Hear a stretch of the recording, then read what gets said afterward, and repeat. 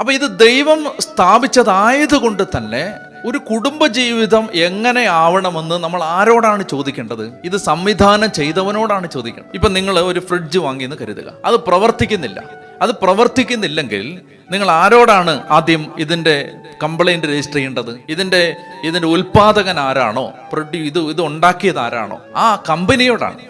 ഇപ്പൊ നിങ്ങൾ ഉപയോഗിക്കുന്ന ഒരു ഫോണ് സാംസങ്ങിന്റെ ഫോണാണ് നിങ്ങൾ ഉപയോഗിക്കുന്നതെങ്കിൽ അത് കേടായാൽ നിങ്ങൾ സാംസങ്ങിനോടാണ് പരാതി പറയുന്നത്. അല്ലെങ്കിൽ സാംസങ്ങിലാണ് ഇതിന്റെ ഈ പ്രശ്നത്തിന്റെ ഉത്തരം, ഇതിന്റെ പരിഹാരം നിങ്ങൾ അന്വേഷിക്കേണ്ടത്, അല്ലേ?